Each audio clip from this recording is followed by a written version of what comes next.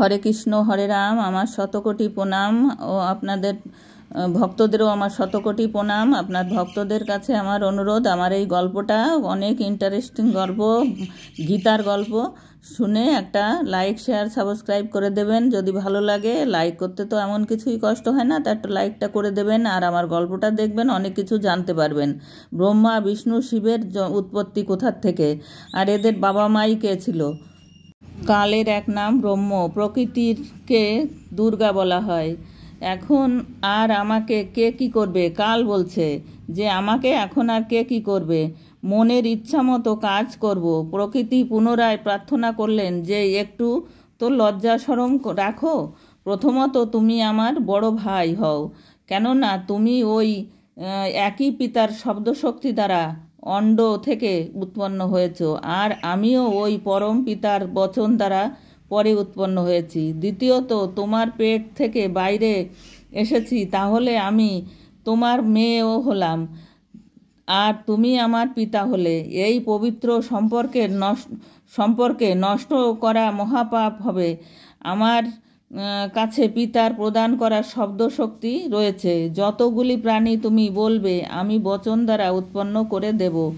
জ্যোতি নিরঞ্জন দুর্গার একটাও অনুনয় বিনয় শুনল না এবং বলল যে আমার যা সাজা পাওয়ার ছিল তা পেয়ে গেছি, আমাকে শতলোক থেকে বের করে দেওয়া হয়েছে, এবার যা মন চাইবে তাই করব। এই কথা বলে কালপুরুষ খরপুরুষ প্রকৃতির সাথে জোর জবরদস্তি বিবাহ করলেন এবং 3 পুত্রকে রজগুণযুক্ত ব্রহ্মা, সত্যগুণযুক্ত বিষ্ণু এবং তমগুণযুক্ত শিবশঙ্কর উৎপন্ন করলেন। যুবক না হওয়া পর্যন্ত 3 পুত্রকে দুর্গার দ্বারা অচেতন করে রেখে দেয়। তারপর যুবাবস্থা এলে শ্রী ব্রহ্মাকে কমল ফুলের উপর, শ্রী বিষ্ণুকে শীষনাগের শয্যায় এবং শ্রী শিবকে কৈলাস পর্বতের উপর সচেতন করে তারপর সবাইকে একত্রিত করে দেন। এরপর প্রকৃতি দ্বারা 3 গুণের বিবাহ করিয়ে দেন এবং একটি ব্রহ্মাণ্ডের 3টি লোক, স্বর্গলোক এবং পাতাললোক এর একটি বিভাগের মন্ত্রী প্রভু স্বামী নিযুক্ত করে দেন।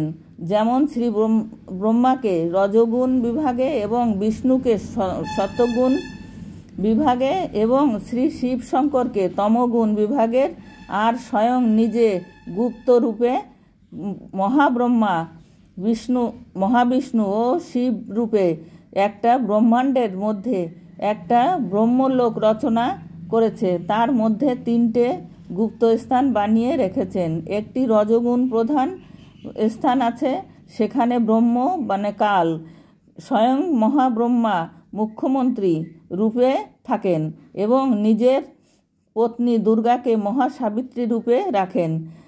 এই দুজনের সংযোগে যে পুত্র এই স্থানে উৎপন্ন হয় তিনি স্বাভাবিকভাবেই রজগুণী হয়ে যান। দ্বিতীয়ত স্থান সত্যগুণ প্রধান বানিয়েছেন, ওখানে এই খরপুরুষ মহাবিষ্ণু রূপ বানিয়ে থাকেন এবং নিজের পত্নী দুর্গাকে মহালক্ষ্মী রূপে রেখে যে পুত্র উৎপন্ন করেন তার নাম বিষ্ণু রাখেন। এবং তৃতীয়ত ওই কাল ওখানে একটি তমগুণ প্রধান ক্ষেত্র বানিয়ে রেখেছেন।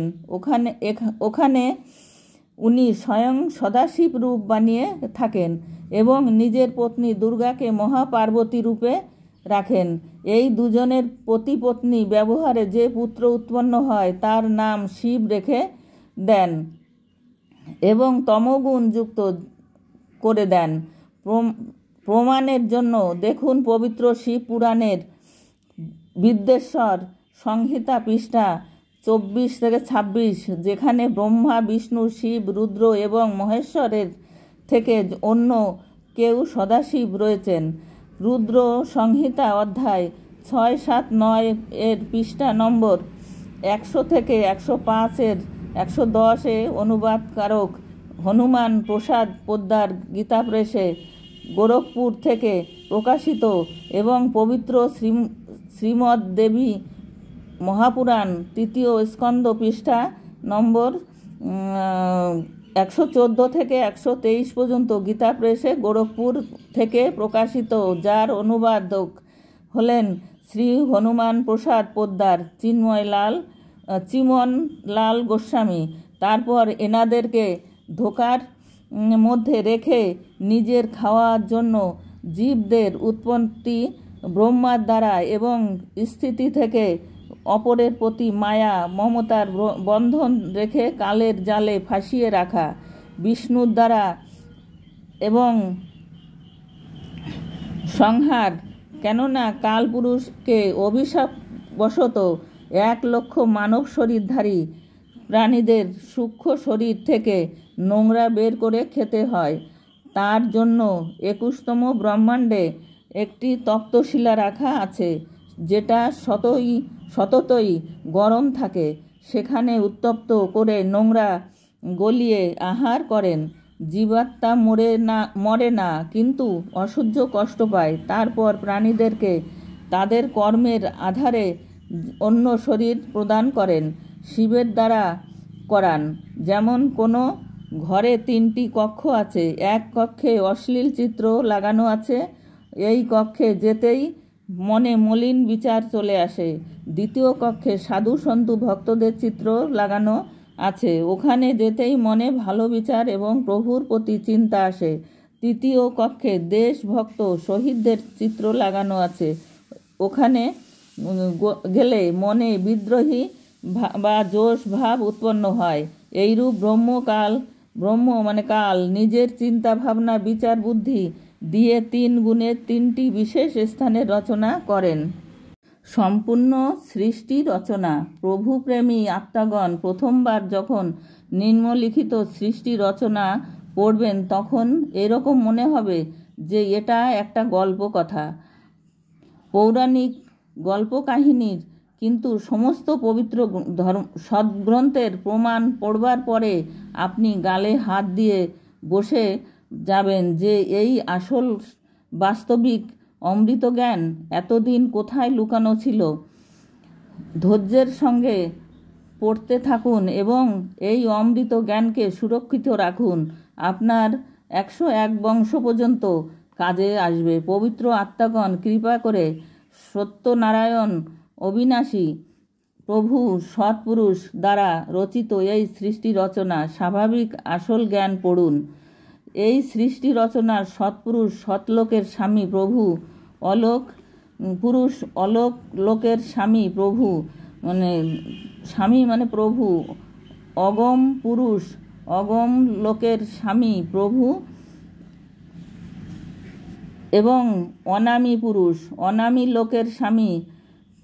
তো ওই একই পূর্ণ ব্রহ্ম যিনি বাস্তবে অবিনাশী প্রভু, যিনি ভিন্ন ভিন্ন রূপ ধারণ করে নিজের 4 লোকে থাকেন। ওনার অন্তর্গত অসংখ্য ব্রহ্মাণ্ড রয়েছে। পরব্রহ্ম কেবল 7 সংখ্য ব্রহ্মাণ্ডের স্বামী, ওনাকে অক্ষর পুরুষও বলা হয়, কিন্তু উনি এবং এনার অন্তর্গত ব্রহ্মাণ্ডগুলি বাস্তবে অবিনাশী নয়। 3 নম্বর ব্রহ্ম, ইনি কেবল 21 ব্রহ্মাণ্ডের স্বামী। এনার খর পুরুষ, জ্যোতি, নিরঞ্জন, কাল ইত্যাদি নামে জানা যায়। ইনি এবং এনার সমস্ত ব্রহ্মাণ্ড বিনাশশীল। উপরোক্ত 3 পুরুষদের প্রভুদের প্রমাণ পবিত্র শ্রীমদ্ ভাগবত গীতার অধ্যায় নম্বর 15 শ্লোক নম্বর 16 ও 17তেও আছে। 4 ব্রহ্মা এই ব্রহ্মের জ্যেষ্ঠ পুত্র, বিষ্ণু মধ্যম পুত্র এবং শিব কনিষ্ঠা তৃতীয় পুত্র। ব্রহ্মার এই 3 পুত্রগণ কেবল একটি ব্রহ্মাণ্ডের এক বিভাগের স্বামী মানে প্রভু, এবং এনারা নাশবান।